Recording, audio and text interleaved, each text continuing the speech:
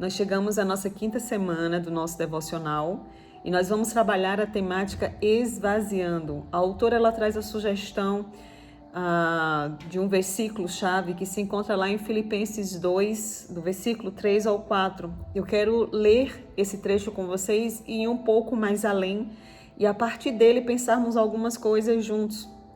Diz assim: não façam nada por ambição egoísta ou simplesmente por vaidade, por interesses de receberem elogios.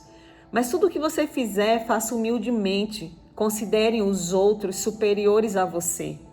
Não busque apenas aquilo que lhe é próprio, mas quando você estiver buscando, quando você tiver algo no seu coração, que você busque também aquilo que é de interesse dos outros.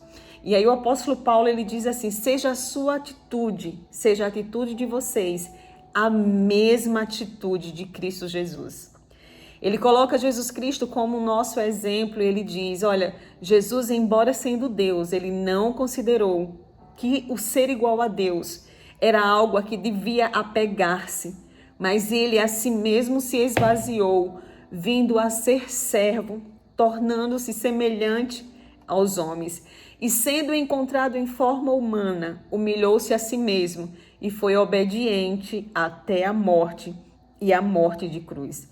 Por isso, por essa razão, por essa causa, Deus o exaltou à mais alta posição e lhe deu um nome que está acima de todo o nome.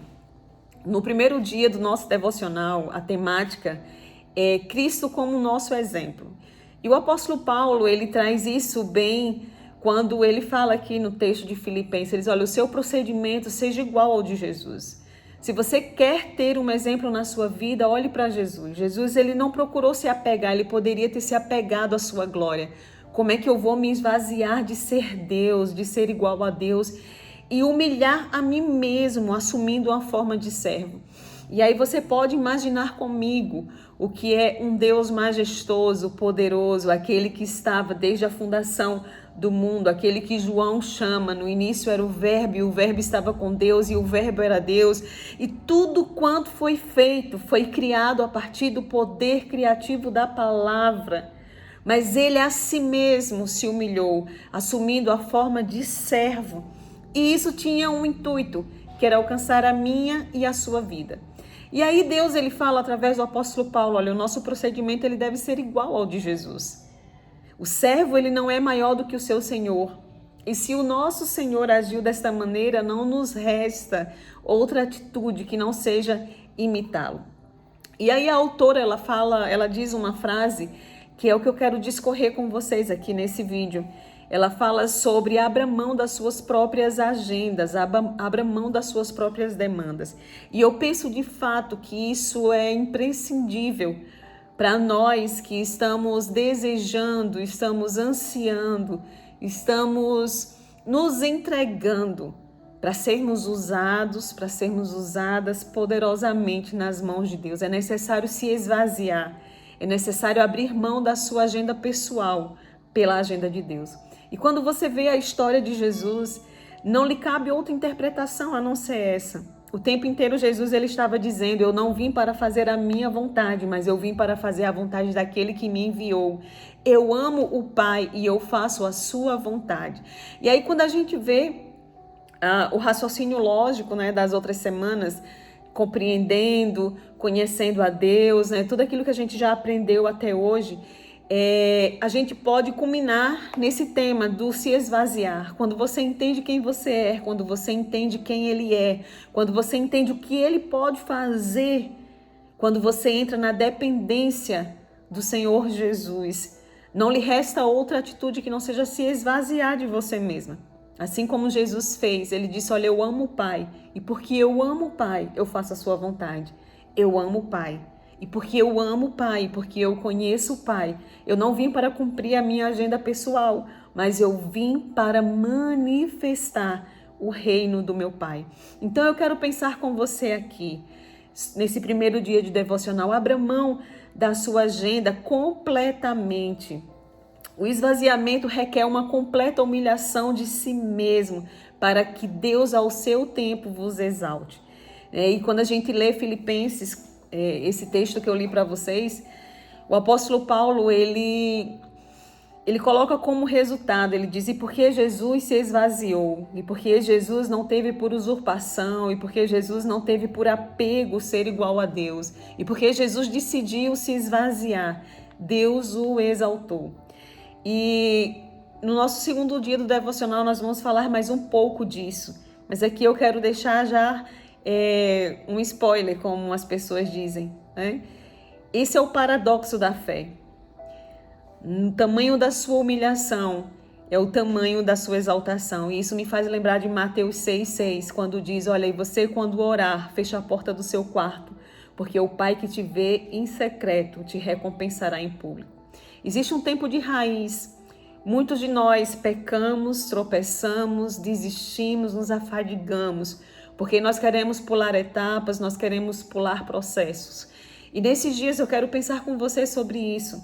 Você pode deixar Deus esquadrinhar o seu coração para saber exatamente quais são as suas motivações. O que tem no meu coração? Quando eu digo que eu quero ser uma mulher poderosa nas mãos de Deus, o que isso significa para mim? O que eu quero de fato com isso? Eu quero fazer com que um projeto pessoal se realize, com que um propósito pessoal se realize. O que de fato tem aqui dentro de mim? E eu queria perguntar para você, você é capaz de abrir mão de tudo pelo propósito? E foi o que Jesus fez. Jesus, ele veio cumprir um propósito. E o propósito era a razão de todas as coisas. Ele abriu mão de todas as coisas para que o propósito acontecesse. E aí a autora, ela traz uma pergunta. Ela diz, olha, quem está se afogando ao seu redor? Se eu digo que eu quero ser uma mulher poderosa nas mãos de Deus, isso deve significar funcionar poderosamente da hora que eu acordo à hora que eu durmo. Eu já falei aqui outras vezes sobre isso. Eu já me deparei com muitas pessoas e as pessoas, elas têm dúvida acerca do seu propósito, do seu chamado. E eu sempre digo o seguinte, olha, as pessoas vão identificar o seu propósito, por vezes até antes de você. Elas vão identificar o seu chamado, por vezes até antes de você. Se você decidir funcionar naquilo que Deus te chamou para funcionar. Mas como é que isso acontece?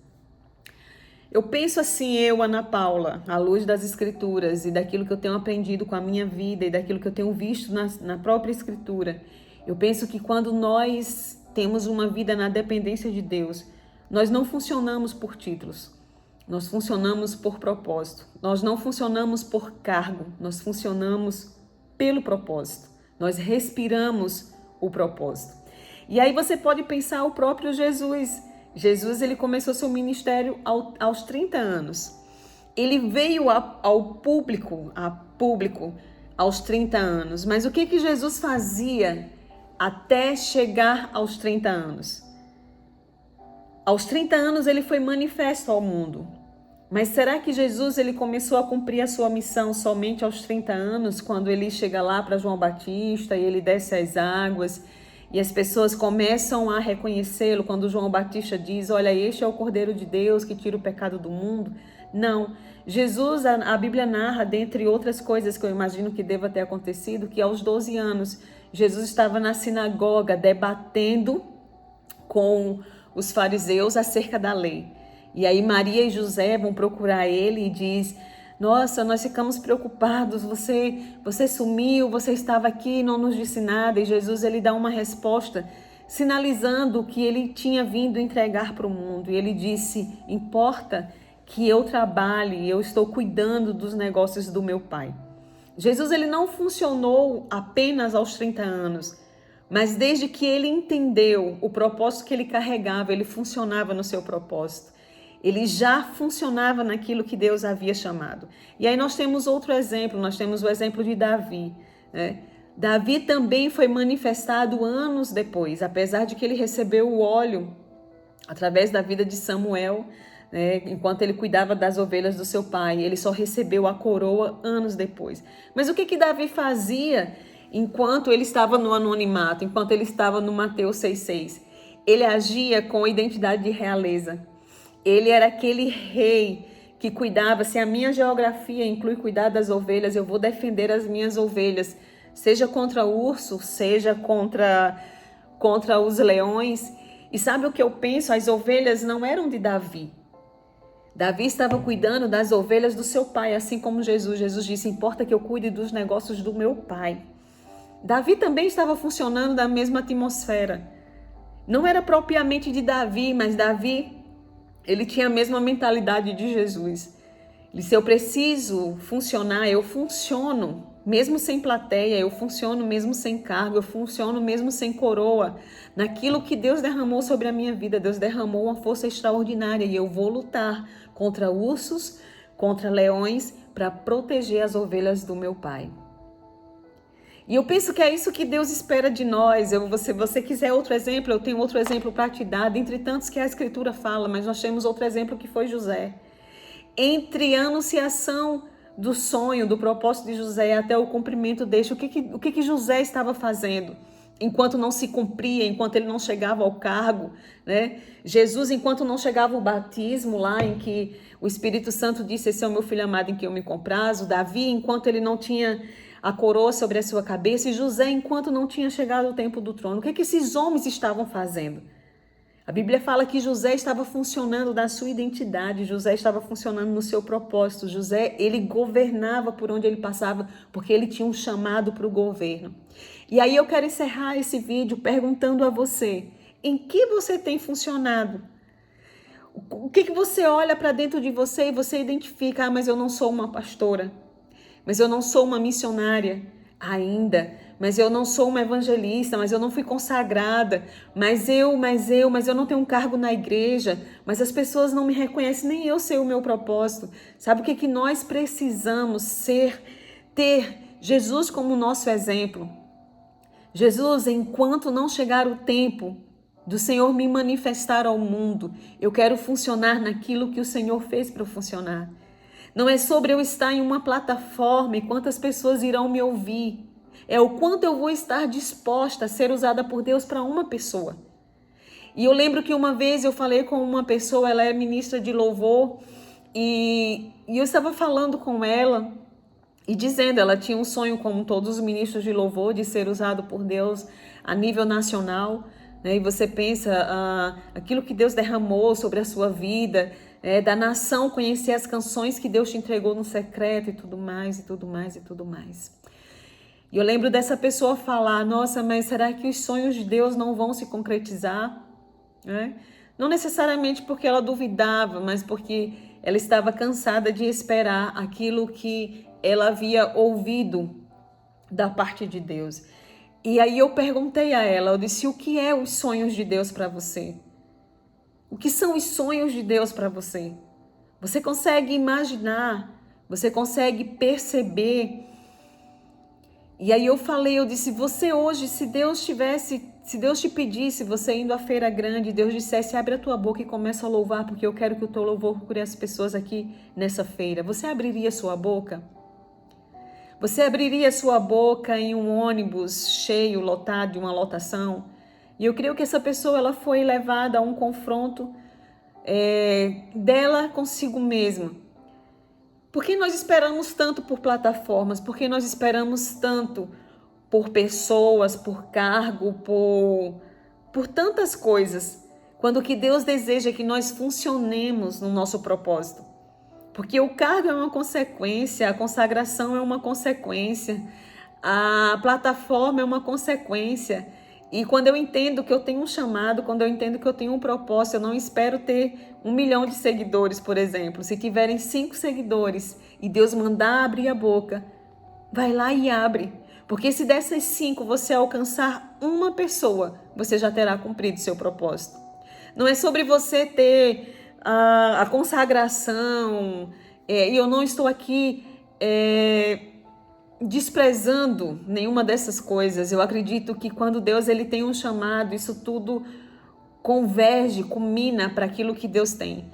Mas você precisa funcionar hoje, assim como Jesus, o nosso exemplo. Hoje, não amanhã. O dia de Deus, ele sempre se chama hoje. Diz as Escrituras. E Deus, O tempo de Deus se chama hoje. Não se chama ontem e não se chama amanhã. O hoje é sempre o dia propício, o dia ideal para você funcionar no seu propósito. Eu estou vendo que nós já estamos com 15 minutos, então eu vou encerrar esse vídeo e a gente continua no próximo vídeo, no nosso segundo tema do que Deus colocou nos nossos corações.